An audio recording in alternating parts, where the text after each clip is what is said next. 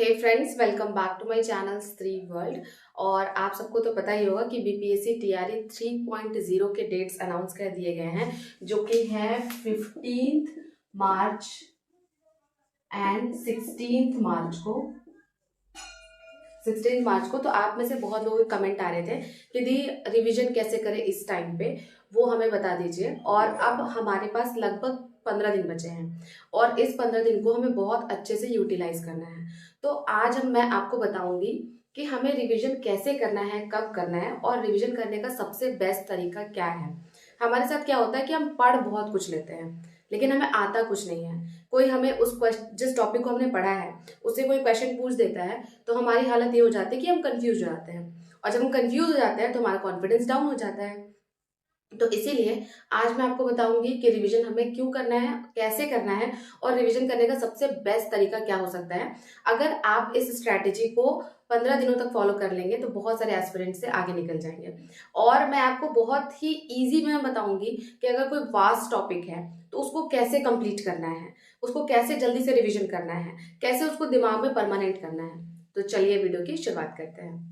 सबसे पहले मैं आपको कहूंगी कि आप एक नोटबुक और पेन लेकर बैठ जाइए ताकि जो भी इंपॉर्टेंट पॉइंट्स हैं आप उसको नोट डाउन करते चलें। तो रिवीजन क्यों करना है इसके लिए सबसे पहले मैं आपको बताऊंगी फॉरगेटिंग कर्व के बारे में, जो कि होता है कुछ ऐसा। फॉरगेटिंग कर्व कहता है कि हम जो पहले दिन पढ़ते हैं दूसरे दिन उसका 60% हिस्सा जो है वो भूल जाते हैं। आप सोचिए कि आज हमने कोई टॉपिक कंप्लीट किया और दूसरे दिन उसका 60% हम भूल जाते हैं। तो किसी भी चीज को अगर आपको अपने दिमाग में परमानेंट करना है तो जरूरी ये है कि आपको कम से कम उस टॉपिक को 3 बार रिवीजन करना है। आपने बहुत सारे टॉपर्स के इंटरव्यू सुने होंगे, चाहे किसी ने यूपीएससी क्रैक किया हो, बीपीएससी किया हो या फिर एसएससी सीजीएल या कोई भी एग्जाम। उन सब में एक बात बहुत कॉमन होती है कि वो कहते हैं कि उन्होंने अपने नोट्स को इतनी बार रिवाइज किया। तो कहीं ना कहीं रिवीजन एक ऐसा फैक्टर है जो कि आपको दूसरे लोगों से अलग बनाएगा। बहुत ज्यादा कंटेंट पढ़ने से अच्छा है कि कम कंटेंट पढ़ें बट उसको मल्टीपल टाइम रिवीजन करें। मल्टीपल टाइम रिवीजन करने से क्या होगा कि कम से कम जितना आपने पढ़ा है उस पर आपका अच्छे से कमांड होगा, और जब एग्जाम में क्वेश्चंस आएंगे तो आपके अंदर कंफ्यूजन नहीं रहेगा कि अरे इसका आंसर ए होगा या बी होगा। ठीक है, तो इसीलिए रिवीजन करना बहुत ज्यादा जरूरी है। तो सबसे पहले मैं आपको बताऊंगी कि रिवीजन आप 2 तरह से कर सकते हैं। पहला है शॉर्ट टर्म रिवीजन, दूसरा है लॉन्ग टर्म रिवीजन।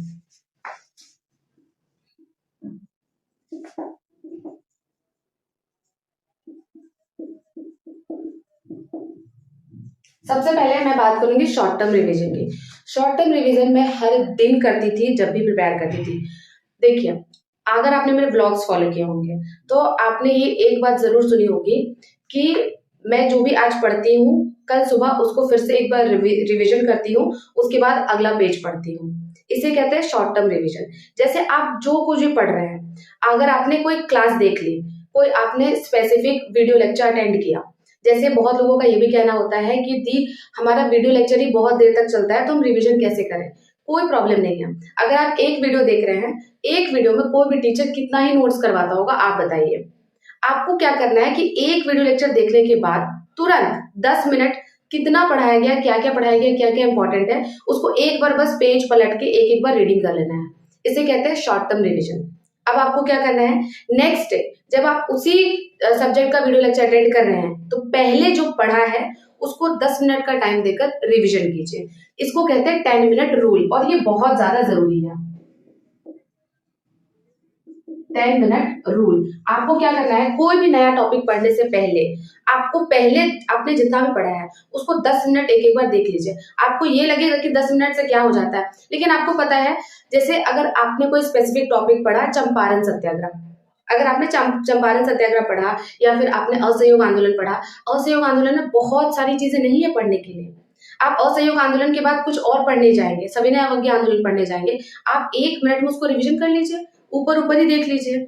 तो कम से कम असहयोग आंदोलन के जो डेट्स हैं, उसमें किसने किसने पार्टिसिपेट किया, कौन कौन से चौरी चौरा हत्याकांड कब हुआ, अगर आप ये सब थोड़ा थोड़ा दिमाग में रिकॉल करते रहेंगे तो आपको पता है आपको बहुत मेहनत नहीं लगेगी अपने नोट्स को रिवीजन करने में। क्योंकि अगर आप हर दिन पढ़ रहे हैं, हर दिन 10 मिनट लेके पीछे का एक एक बार देखते जा रहे हैं, तो आपको ऐसा लगेगा कि आपने तो भूला ही नहीं इस टॉपिक को, आप तो इस टॉपिक को हर दिन देख रहे हैं, तो आपको फिर याद करने की जरूरत नहीं पड़ेगी।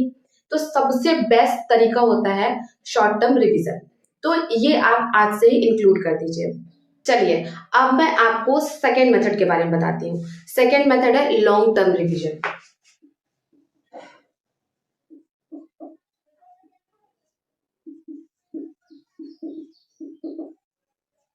अब लॉन्ग टर्म रिवीजन में क्या करना है? लॉन्ग टर्म रिवीजन में आपको शॉर्ट नोट्स प्रिपेयर करने हैं। शॉर्ट नोट्स बहुत ही ज्यादा जरूरी है, वीवीआई है। अगर आप किसी भी एग्जाम के लिए तैयारी कर रहे हैं, स्पेशली अगर आप बीपीएससी टीआरई 3.0 के लिए तैयारी कर रहे हैं, तो आपको इसमें क्या करना है? शॉर्ट नोट्स बनाना है। अब ये शॉर्ट नोट्स कैसे बनाना है, इसका मैं आपको एक एग्जाम्पल दिखाती हूँ। 1 मिनट वेट कीजिएगा। जैसे ये देखिए, ये है मेरा मैथ्स का शॉर्ट नोट्स। इसे मैंने क्या किया है कि मैथ्स के जितने भी टॉपिक होते हैं एडवांस के, जैसे हमें पढ़ाया गया था जो भी क्लासेस में, तो यहाँ पर आप देखेंगे, आप यहाँ पर मैं जूम करने की कोशिश करूंगी। आप देखिए यहाँ पर कोऑर्डिनेट ज्योमेट्री के फॉर्मूले लिखे हुए हैं और यहाँ पे मीन मीडियन मॉड का फॉर्मूला लिखा हुआ है। तो ऐसे करके मैंने 5 पेजेस में मैथ्स के पूरे शॉर्ट नोट्स बना लिए हैं। और अभी आपको पता होगा कि मेरी स्कूल की टाइमिंग जो है वो 9 to 5 है, तो इस वजह से मुझे टाइम नहीं मिलता है पढ़ाई करने का। तो मैं मैथ्स के लिए निश्चिंत हूँ, क्योंकि मुझे पता है कि मैथ्स में जो मुझे नहीं आता था ना, वो सारा इन पेजेस में लिखा हुआ है, और जो मुझे आता है उसको मुझे रिवाइज करने की जरूरत नहीं है, क्योंकि जो हमें जिस पे हमारी पकड़ है उसको बार बार रिविजन क्यों करना। आप केवल शॉर्ट नोट्स उसी के बनाइए जो पॉइंट आपको नहीं आता है। और एग्जाम टाइम में आपको लॉन्ग टर्म रिवीजन कब करना है? आपको करना है एग्जाम से 1 वीक पहले। और एग्जाम टाइम में ना आप हर सब्जेक्ट का जो भी आपके पास नोट्स है उसका एक शॉर्ट नोट्स प्रिपेयर कर लीजिए। 1 से 2 दिन का टाइम लगेगा, लेकिन आपको पता है जब ऐसे आप 2-3 पेजों में मॉडर्न हिस्ट्री का शॉर्ट नोट्स बना लेंगे तो आपके ऊपर से ना एक बर्डन हट जाएगा कि अरे हाँ, मुझे अभी मतलब पूरा कॉपी नहीं पढ़ना है, 200 पेजेस के नोट्स नहीं पढ़ने हैं। मैंने इन 200 पेजेस को कंसाइज कर लिया है 3 से 4 पेजेस में। तो इससे क्या होता है ना कि दिमाग से बर्डन हट जाता है और फिर आपको लगता है कि बस इतना ही तो है, इसको तो हम तुरंत कर लेंगे रिवीजन। ये मैंने केवीएस के टाइम पे बहुत ज्यादा फॉलो किया था। अगर आप मेरे केवीएस वाले ब्लॉग्स देखते होंगे तो आपने देखा होगा कि मैंने सीडीपी का और हिंदी का, इंग्लिश का, सबका प्रॉपर 2-2 पेजेस का या 3-3 पेजेस का शॉर्ट नोट्स बना लिया था। तो उससे मुझे क्या होता था कि एग्जाम के टाइम में, एग्जाम से 1 वीक पहले मैं सुबह उठती थी और सारे शॉर्ट नोट्स लेकर बैठ जाती थी। उनको एक एक बार देख लिया तो समझ में आ गया कि अच्छा ये टॉपिक्स है, इनमें ये पॉइंट्स मुझे नहीं आते थे, अब इन पे मेरी कमांड हो गई है। तो हमारे साथ प्रॉब्लम ये होता है कि हम हमेशा ये सोचते हैं कि रिवीजन करना है, रिवीजन करना है। हम ये सोचते हैं कि हमें इतनी मोटी बुक पढ़नी है और इतनी मोटी कॉपी जो है मेरी नोट्स कॉपी वो कंप्लीट करनी है। वैसे रिवीजन नहीं होता है। वैसे हो सकता है कि आप एक बार भी रिवाइज ना कर पाए अपने सिलेबस को। जैसे अगर मैं क्लास 6 to 8 एनसीईआरटी की बात करूं, मैं आपको हमेशा कहती हूँ कि एनसीईआरटी और एससीईआरटी को फॉलो कीजिए। तो 6th क्लास की अगर आप एससीईआरटी बुक देखेंगे ना, चाहे आप हिस्ट्री की ले लीजिए, मतलब साइंस की ले लीजिए, या फिर आप सोशल साइंस की ले लीजिए, आपको 50 पॉइंट ही मैक्सिमम मिलेंगे जो कि आपको लगेगा कि नए हैं, जो कि आपको लगेगा कि अच्छा ये पॉइंट से क्वेश्चन बन सकता है। बाकी चीजें आपको आती होंगी। तो अगर वो 50 पॉइंट आपका किसी पेज में लिखा रहेगा तो आपको ये फील होगा कि हाँ चलो क्लास 6 की जो है वो क्लास 6 के जितने भी चैप्टर्स है वो कंप्लीट हो गए, क्लास 6 की सारी एससीईआरटी और एनसीईआरटी बुक जो है वो कंप्लीट हो गई है। लेकिन अगर आपके पास वो शॉर्ट नोट्स नहीं रहेगा ना, तो दिमाग में बर्डन रहेगा कि क्लास 6 की साइंस और सोशल साइंस के बुक को मुझे पूरा कंप्लीट करना है, हालांकि है उसके अंदर कुछ नहीं। अगर मैं बात करूं 6 से 8 तक में बहुत कम ऐसा कंटेंट है जो कि आपको नहीं आता होगा, मैक्सिमम चीजें आपको आती होंगी। तो इसीलिए आप एक शॉर्ट नोट्स हर चीज का अच्छे से प्रिपेयर कर लीजिए। अब मैं आपको एक शॉर्ट नोट्स बनाकर दिखाऊंगी एग्जाम्पल के लिए कि शॉर्ट नोट्स कैसे बनाना है। जैसे मान लीजिए कि आपको मॉडर्न हिस्ट्री का शॉर्ट नोट्स बनाना है, तो ये मैं सिर्फ एक एग्जाम्पल दे रही हूँ। अगर कुछ गलती हो जाएगी तो मुझे माफ कीजिएगा, क्योंकि जरूरी नहीं है कि सारे फैक्ट्स मुझे भी याद रहें। लेकिन हाँ, मैं आपको एक एग्जाम्पल देकर समझा देती हूँ। जैसे मान लीजिए कि मुझे मॉडर्न हिस्ट्री का शॉर्ट नोट्स बनाना है, तो मैं कैसे बनाऊंगी मैं आपको वो बता रही हूँ। जैसे मुझे चंपारण सत्याग्रह का बनाना है, तो मैंने यहाँ पर लिख लिया चंपारण सत्याग्रह। हो गया। चंपारण सत्याग्रह कब हुआ था? 1917 में।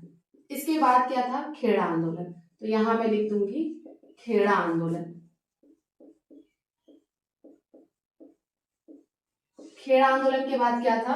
अहमदाबाद मिल मजदूर। तो यहां मैं लिख दूंगी अहमदाबाद मिल,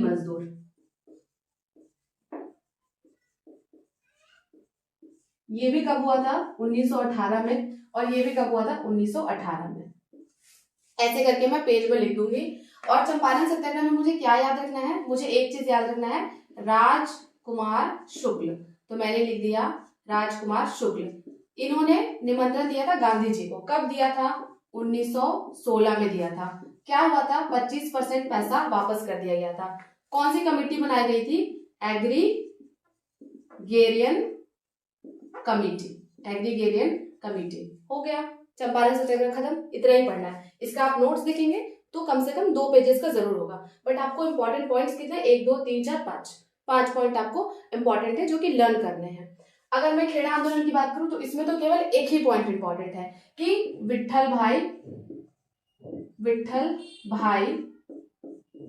पटेल की अनुशंसा पर गांधी जी जो है वो यहाँ पर आए थे। हो गया। इसमें एक ही इंपॉर्टेंट पॉइंट, और यही क्वेश्चन हमेशा बनता है कि किसकी अनुशंसा पर गांधी जी खेड़ा गए थे? तो विट्ठल भाई पटेल की अनुशंसा पर।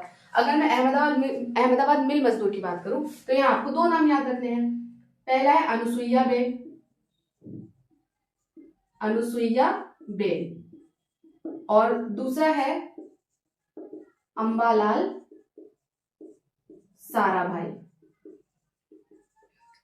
साराभाई। ये 2 लोग जो हैं, ये किसके तरफ से थी? ये मजदूरों की तरफ से थी। और ये किसके तरफ से थे? मिल मालिकों की तरफ से थे। ये कितना मांग रही थी? 50%। ये देना कितना चाहते थे? 20%। बाद में मामला कितने पे सेट हुआ? 35%।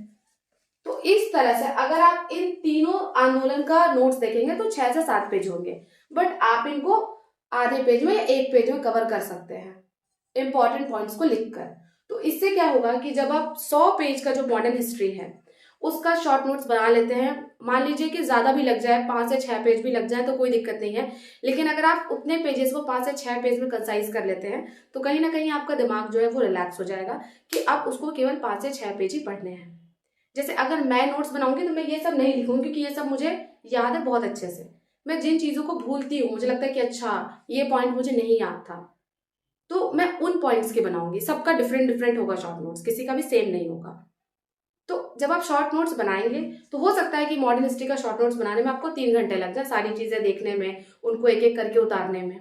लेकिन आपको पता है 3 घंटे में ना आप उन सारी चीजों को छाट देंगे जो कि आपको लगता है कि ये मुझे याद है। जो याद नहीं है वो 1 पेज के ऊपर आ जाएगा। और सबसे इंपॉर्टेंट कि जब आप उसको लिखेंगे तो कहीं ना कहीं आपके दिमाग में एक बार रिपीट होगा, क्योंकि जब हम लिखते हैं ना तो बिना सोचे हम नहीं लिखते हैं, तो एक बार वो आपके दिमाग में रिपीट होगा। फिर आपके दिमाग को ये लगेगा कि रिवीजन तो करना है मॉडर्न हिस्ट्री का, बट मुझे केवल ये 5 से 6 पेज ही पढ़ने हैं। आप सोचिए कि अगर आज आप 1 तारीख को मॉडर्न हिस्ट्री का बना लेते हैं शॉर्ट नोट्स, और उसके बाद उसको आप 13 दिन तक, मतलब 14 मार्च तक डेली सुबह उठ के 4 से 6 पढ़ते हैं, मजाल है कि उससे आपका एक भी क्वेश्चन छूट जाएगा। और हम क्या करते हैं, हम YouTube पे मॉडर्न हिस्ट्री के MCQs लगाए जा रहे। आपको पता है अगर आप किसी भी टीचर को फॉलो करते हैं, किसी भी टीचर का नोट्स है आपके पास, वो ऑलमोस्ट 95% चीजें आपको नोट्स में लिखवाता है। तो अगर आप अपने नोट्स का ही कंसाइज फॉर्म बना लें तो आपको बहुत सारे MCQs देखने की 6-6 घंटे की, 7-7 घंटे की जरूरत नहीं है। आपका बहुत बड़ा टाइम जो है वो सेव हो जाएगा शॉर्ट नोट्स के थ्रू। तो इसीलिए आप शॉर्ट नोट्स जरूर बनाइए और उसको जरूर पढ़िए और फॉलो कीजिए। भले इसमें 2-3 दिन का टाइम लगे, लेकिन आपको पता है ये आपके लिए मिराकल साबित हो सकता है। आपके अंदर कॉन्फिडेंस आ जाएगा। अब मैं आपको तीसरी चीज बताऊंगी, एक्टिव रिकॉलिंग। ये बहुत ज्यादा जरूरी है friends, active recalling.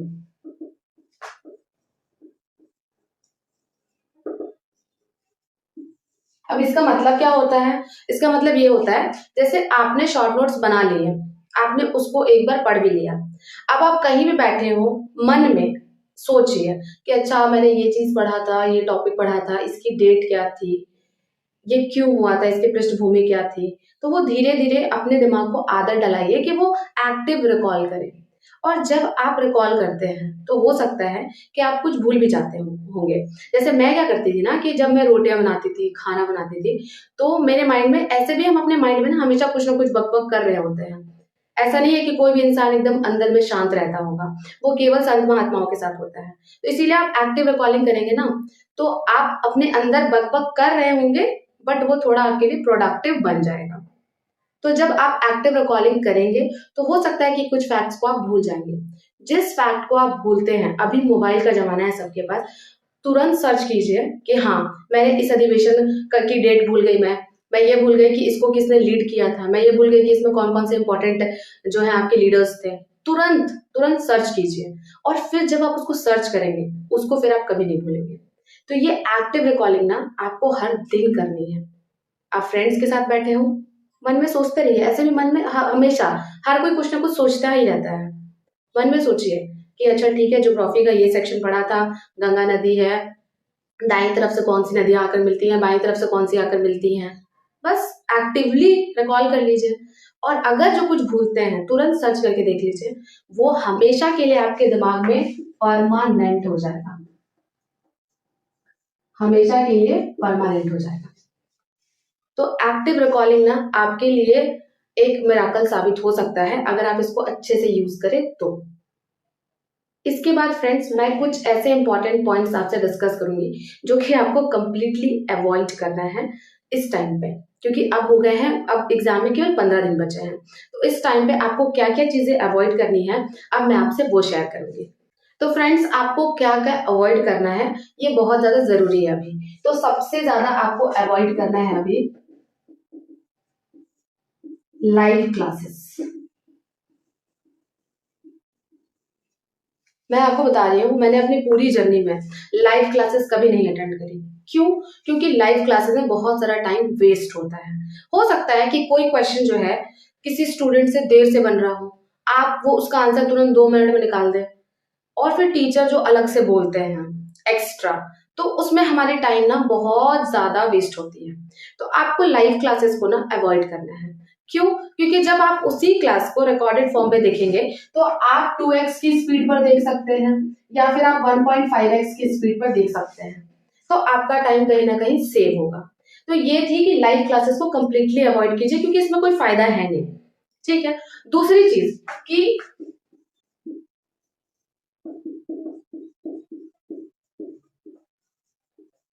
Multiple sources, आपको मल्टीपल सोर्सेस को भी अवॉइड करना है। आप जिस कोचिंग को, जिस टीचर को फॉलो कर रहे हैं उस पर 100% भरोसा दिखाइए। आप सोचेंगे कि आज मैंने मॉडर्न हिस्ट्री इससे पढ़ा टीचिंग परीक्षा से, कल मैं ऑफिसर्स एकेडमी से पढ़ लेती हूँ, परसों मैं अध्ययन मंत्रा से पढ़ लेती हूँ। आपको पता है, आप कोई भी टीचर कुछ नए क्वेश्चंस लेकर आएगा ना, तो आपको लगेगा अरे मैंने ये तो पढ़ा ही नहीं, मेरे टीचर ने तो ये पढ़ाया ही नहीं था, और आपका कॉन्फिडेंस धीरे धीरे डाउन होगा कि ये तो मुझे आता नहीं है। फिर आप क्या करेंगे कि आप मल्टीपल टीचर्स के पास जाएंगे एक ही टॉपिक को पढ़ने के लिए, और आपको पता है इससे आपका ना टाइम वेस्ट होगा। तो ये आपको नहीं करना है, मल्टीपल सोर्सेस को फॉलो नहीं करना है। उससे अच्छा ये है कि आप किसी एक सोर्स को फॉलो कीजिए, एक या दो सोर्स को फॉलो कीजिए और मल्टीपल रिवीजन कीजिए उसका। ये बेस्ट तरीका हो सकता है। ठीक है। तो आपको लाइव क्लासेस बिल्कुल भी अटेंड नहीं करनी है। दूसरा, मल्टीपल सोर्सेस नहीं फॉलो करने हैं। तीसरी चीज सबसे इंपॉर्टेंट है मॉक। आप मॉक लगाना छोड़ दीजिए। आपको पता है क्यों? क्योंकि अब एग्जाम में केवल 15 दिन बचे हैं। बहुत सारे बच्चे ऐसे होंगे जिनका 60+ आ रहा होगा, जिनका 65+ आ रहा, इवन जिनका 80+ भी आ रहा होगा ना, और अगर आपका लास्ट मॉक में आपका 70 नंबर आ जाए, आपका कॉन्फिडेंस डाउन हो जाएगा और आपको लगेगा कि तैयारी मेरी उतनी अच्छी नहीं है, और फिर आप एग्जाम देने जाएंगे, आपका परफॉर्मेंस खराब होगा। क्योंकि मॉक देने से बहुत लोगों का कॉन्फिडेंस गिर भी जाता है। मॉक आपको देना था, मैंने आपको पहले से ही कहा था कि 28 फरवरी तक मॉक दे लीजिएगा। अब इधर मॉक लगाने की जरूरत नहीं है, इधर आपको मल्टीपल रिवीजन करना है बस, और कुछ भी नहीं करना। जिस टीचर को फॉलो करें उसको अच्छे से फॉलो कीजिए। रिवीजन करने का तरीका मैंने आपको ऑलरेडी बता दिया है। तो मॉक से क्या होता है कि बहुत बार हमारा कॉन्फिडेंस जो है वो डाउन भी हो जाता है।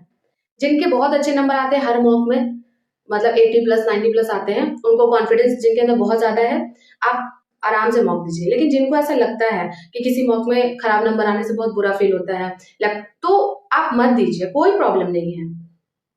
आप बहुत ज्यादा करिए तो प्रीवियस ईयर के जो क्वेश्चन है, लाइक टीआरई 1 एंड टीआरई 2 के क्वेश्चन, उनको मल्टीपल बार रिवीजन कर लीजिए। एक चीज फ्रेंड्स मैं आपसे एंड में कहूंगी कि आप हर चीज का एक डेडलाइन बना लीजिए।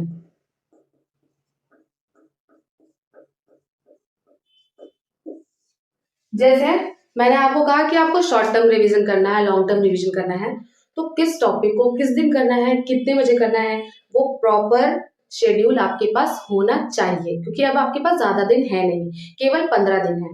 15 दिन में जैसे जैसे एक एक दिन बीतेगा और एक एक दिन आपका वेस्ट होता जाएगा, आपका कॉन्फिडेंस डाउन होगा, आप बहुत सारे स्टूडेंट से पीछे होते चले जाएंगे। तो इसीलिए एक डेडलाइन बना लीजिए कि आज है 1 तारीख, तो 1 तारीख को मुझे मॉडर्न हिस्ट्री का ये टॉपिक पढ़ना है, इसका ये टॉपिक पढ़ना है, इसके शॉर्ट नोट्स प्रिपेयर कर लेने हैं और इसको ऐसे रिवीजन करना है। ये हर एक डेडलाइन आपके पास होना चाहिए टाइमिंग के साथ, कि सुबह 4 से 8 बजे तक जीके जीएस करना है, 10 से 12 बजे तक मैथ्स कर लेने हैं, 3 से 6 बजे तक कुछ और पढ़ लेना है, साइंस पढ़ लेना है। इस तरह से विथ टाइमिंग आपका डेडलाइन सेट होना चाहिए। और डेडलाइन आप कब तक की बनाएंगे? अगर आपका 15 मार्च को एग्जाम है तो आप 13 तारीख की बनाइए, और अगर आपका 16 मार्च को एग्जाम है तो आप 14 तारीख तक की बनाइए। उसके बाद 2 दिन आराम से रेस्ट कीजिए। 2 दिन ना सिर्फ और सिर्फ ध्यान शॉर्ट नोट्स पर दीजिए अपना, जो कि आपने 2-3 पेजेस से बनाया है, और रिलैक्स होकर एग्जाम देने जाइए। आई होप आपकी तैयारी बहुत अच्छी चल रही होगी, और मैं खुद चाहती हूँ कि जितने मेरे ऑडियंस है जो कि मुझे सुन रहे हैं अभी, उनका एग्जाम बहुत अच्छा जाए और वो इस बार सेलेक्ट हो जाए। तो चलिए, मुझे ऐसा लगता है कि जितना मुझे पता था अपने एक्सपीरियंस से, वो सब मैंने आपसे शेयर कर दिया है। तो अगर आपको ये वीडियो अच्छी लगी हो तो लाइक कर दीजिए, और हाँ, आप सब मुझे इंस्टाग्राम पे फॉलो नहीं करते हैं बहुत लोग, तो अभी जाइए और इंस्टाग्राम पे मुझे फॉलो कीजिए। वीडियो अच्छी लगी हो तो लाइक कर दीजिए, चैनल पर नए हैं तो सब्सक्राइब कर दीजिए। इसी तरह के स्टडी टिप्स एंड ट्रिक्स के साथ आपसे मिलती रहूंगी, आपका मोटिवेशन हाई करती रहूंगी। मिलते हैं नेक्स्ट वीडियो में, तब तक के लिए bye bye and take care.